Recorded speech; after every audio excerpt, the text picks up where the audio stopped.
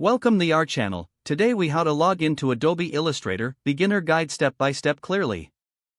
To start, locate the Adobe Illustrator application icon on your computer. Double-click the icon to launch the program. Once the application opens, look for the Sign In option in the top right corner of the window. Click on the Sign In button. This will prompt a new window to open for entering your credentials. If you already have an Adobe ID, enter your email address and password in the respective fields. If you don't have an Adobe ID, click on the Create an Account link. Follow the on-screen instructions to fill out your information and create your account.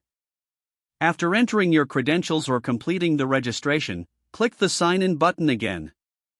Wait a moment as Adobe Illustrator verifies your information. Once logged in, you'll see your account information in the top right corner. You're now ready to start using Adobe Illustrator. If you encounter any issues, ensure your internet connection is stable and try re-entering your credentials. If problems persist, consider resetting your password or contacting Adobe support for assistance. Enjoy your creative work in Adobe Illustrator. If the page does not load, refresh the browser or try again in a private or incognito window.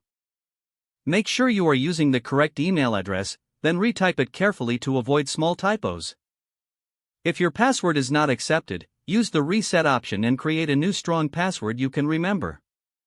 Check your spam folder for verification or security emails, then complete any requested confirmation steps. Enable two-factor authentication if available to improve account security and reduce unauthorized access risk. After signing in, review your profile details so your contact information and settings are accurate and current. If you see an error message, note it down and try again after restarting your device and internet connection. Log out when you finish, especially on shared devices, to keep your account and payment information secure.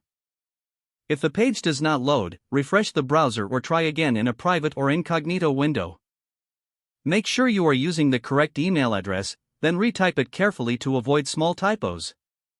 If your password is not accepted, use the Reset option and create a new strong password you can remember.